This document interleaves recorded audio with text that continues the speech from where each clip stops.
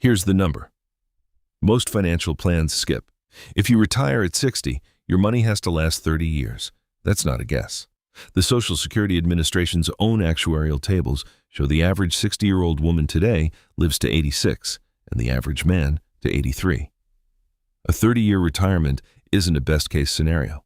It's the baseline, and most late starters haven't built a plan around that timeline. Here's what changed in 2026 that actually helps. Secure 2.0 expanded the Super Catch-Up provision, allowing workers aged 60 through 63 to contribute up to $11,250 in catch-up contributions to a 401k, on top of the standard $23,500 limit. That window is real. It's open right now, and most people have no idea it exists. This video runs the actual math: 3 income scenarios, current IRS limits, and what you realistically need to retire at 60 as a late starter. Why? 60 is the hardest retirement age. 60 sounds liberating, and it can be. But it sits in a brutal gap that most retirement calculators gloss over. You're too young to claim Social Security without a penalty. Medicare doesn't start until 65. And if you pull from a traditional IRA or 401k before 59 and a half, the IRS charges a 10% early withdrawal penalty under Section 72 of the tax code. Most people turning 60 clear that penalty threshold by a hair, but the Social Security and Medicare gaps remain wide open for years. Here's what that gap costs you in real terms. The average monthly Social Security benefit for a retired worker in 2025 was $1,976, according to the SSA. If you claim at 62, the earliest possible age, your benefit is permanently reduced by up to 30% compared to your full retirement age amount. That's not temporary. That reduction follows you for life. If you retire at 60 and wait until 67 to claim, you need 7 years of portfolio income to fill that gap. That math is not optional. It's the starting point for every decision in this video. And Medicare?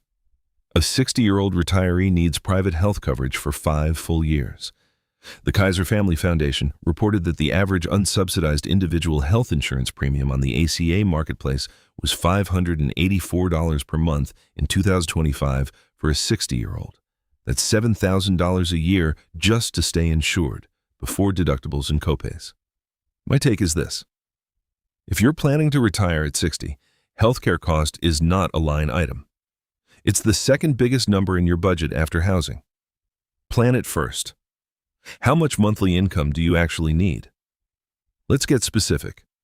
The Bureau of Labor Statistics Consumer Expenditure Survey puts average annual spending for households headed by someone aged 55 to 64 at roughly $66,000. That's the median.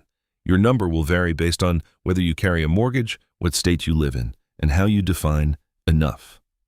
But it's a real anchor, not a guess. Working from that $66,000 figure, you need about $5,500 per month in retirement income. That's the target we're going to build toward. Some viewers watching this will need less, $4,000 a month if the house is paid off and you live somewhere with low property taxes. Others will need more, $7,000 or $8,000 if you're still carrying debt or want to travel. Your health and family longevity matter here too. If your parents both lived into their 90s, you should stress test your plan to age 95, not 83. Here's what I'd do.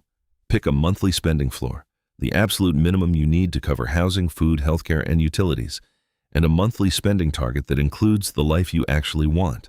Run your scenario at both numbers. The gap between them tells you how much flexibility you have. The savings number, and how to build it. Now, let's build the savings target from that income goal. The most widely cited rule in retirement planning is the 4% withdrawal rule, originally derived from the 1994 Bengen study and stress-tested repeatedly since.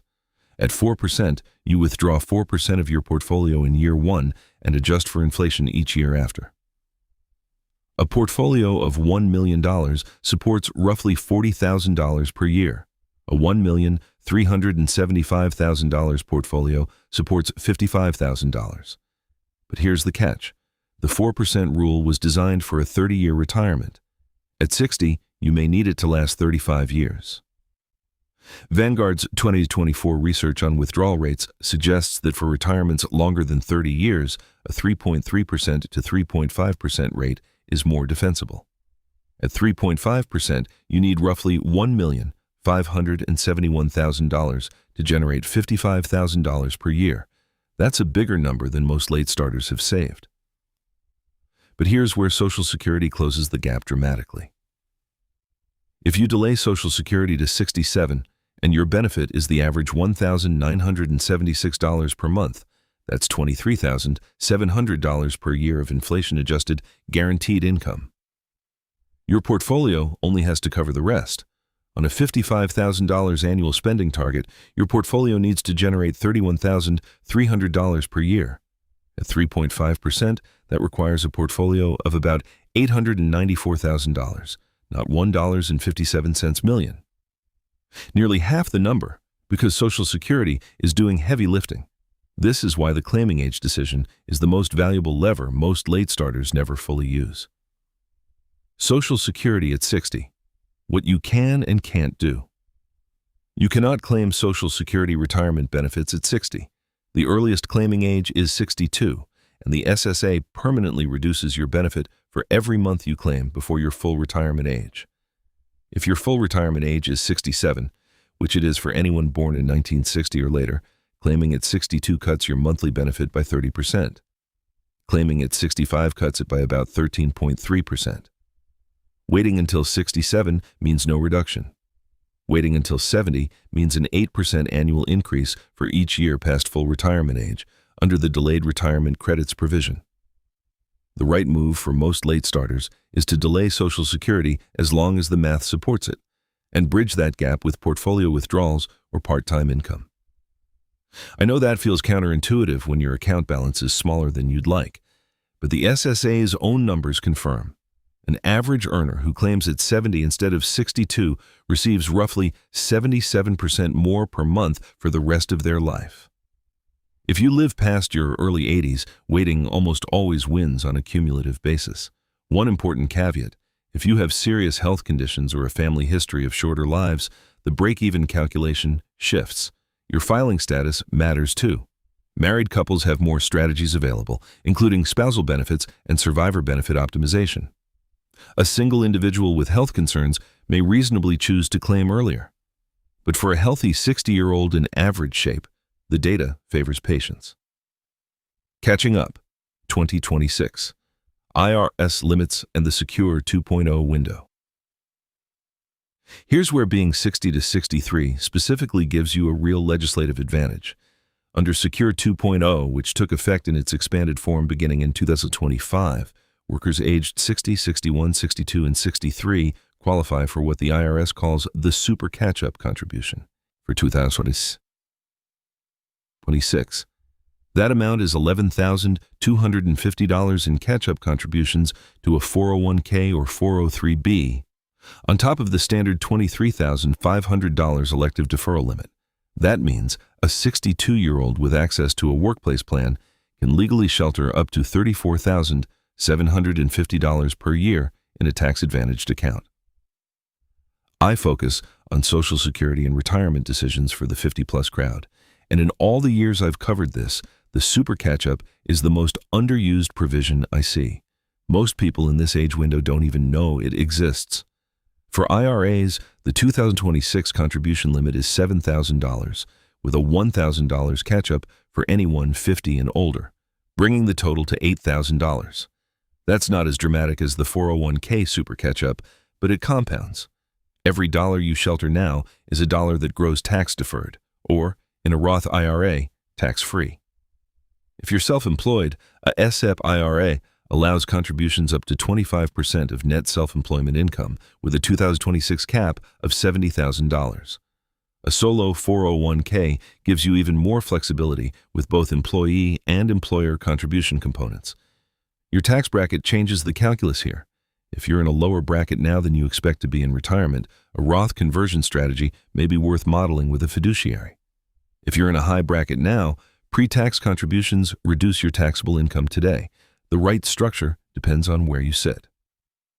3 real scenarios for late starters. Let's run 3 concrete scenarios. These aren't hypotheticals. They're built from the numbers we've established. Scenario 1, the $500,000 saver.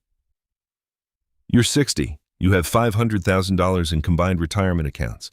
You plan to work until 65, and you'll claim Social Security at 67. Over the next 5 years, you max your 401k, including super catch-up contributions, adding up to $34,750 per year. Assuming a conservative 6% average annual return, that $500,000 grows to approximately $860,000 by age 65. Social Security at 67 pays roughly $1,976 per month, $23,700 per year. Your portfolio covers the remaining $31,300 at a 3.6% withdrawal rate. This scenario works. It's tight, but it works, especially if spending is controlled. Scenario 2, the $200,000 saver. You're 60, you have $200,000 saved, and you need to retire at 62. You can't delay Social Security past 62 because you have no bridge income. Your benefit at 62 is roughly 30% less. Call it $1,383 per month or $16,600 per year. Your portfolio must cover $38,400 per year. At 3.5%, that requires $1,097,000. You have $200,000. This scenario has a significant gap. The right move here is not to ignore it. It's to identify which lever closes it fastest. Working 2 more years adds portfolio value and reduces the gap.